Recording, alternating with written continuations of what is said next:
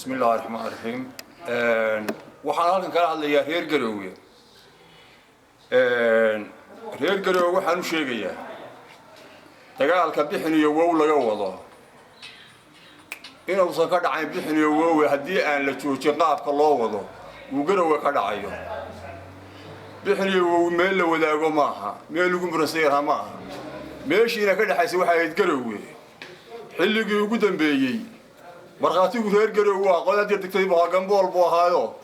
wax la yoriyaa meesha degi jiray wuxuu xilliga nabadana waan wada degi jiray xilliga colaadana xagga bariyaana lagu carari jireen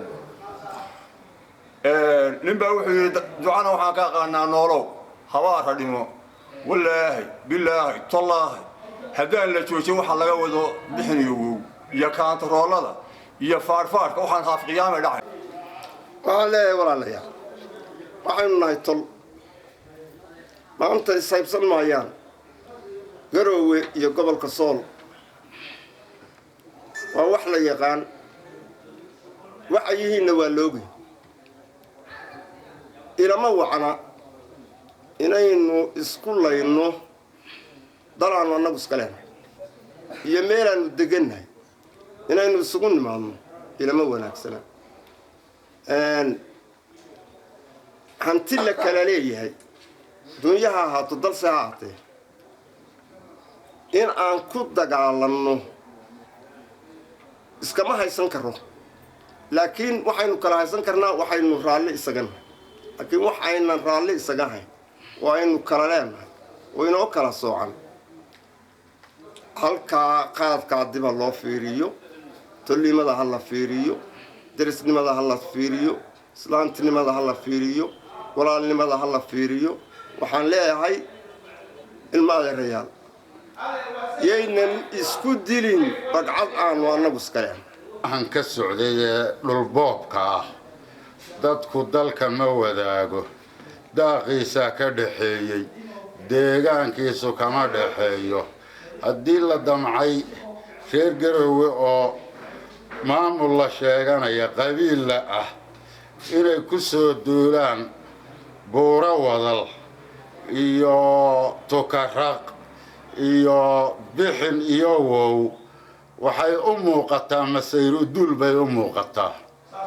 marka waxaan leenahay haddii waxa laga wado halka aan la deyn war hadda daaraha buurta saaran baynu isugu iman doonaa hal la joojiyo waxa la wado iyo masayru dulka waliba waxaan maqlayay sida looga sheekeeyay ama raggii hore ku hadlay shirkan waxa loo qabtay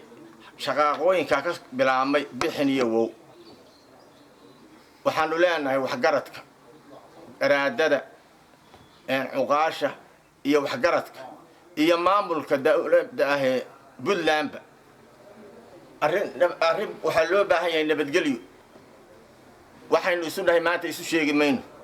dalka deegaankiisana la isu tilmaami maayo cid waliba meel bay degtaa arrinta xadgudubka wax ka qabta oo khaladka ah ee loogu soo dulay ee loo jeexjeexanaya waxa laga qabtaanu leenahay oo waxa laga qabto ducayn badan baad wali in badan baad wadeen maantana waxaanu arkaynaa maamulkii Puntland aynu wada dhisnay ee ku wada tacamnay in uu yahay mid annaga shaarka loogu gashanayo haddii maanta loogu soo duulo halkaa ahaana mayso lagu dhaqaadan maayo suuroobina mayso sidaas aanu leenahay waxaanu leenahay nabadgelyada beladu waa hurdaa ninkii toosiyaa qaba masharteeno iyo reer Garowe waxaanu hibanaynaa meeshii la oran jiray cagaare oo aan mar ahayn oo laba ahayn oo saddex ahayn oo afar ahayn ee aad ku soo duusheen mudug laga soo duulay waanu hibanaynaa oo maalintii ugu dambeysay askartii Puntland intay tuutihii soo qaadatay dad shiciba oo hurda oo sooman ay ku laayeen waxaanu hibanaynaa taleex oo degmo ka tirsan maxaan ku yiraahdaa Soola 120 gaariya tiknikada ahaa ee lagu weeraray meel kasta oo taaka kasta oo kamid ah taleex 120 gaari ay ku dhufteen 15 xabadood taaka kasta oo meesha kamid oo ay dadkii shicibka ku laayeen oo ay hubkoodii ku qaateen oo ilaa hadda aan gar iyo garowshiyo midna aan laga hayn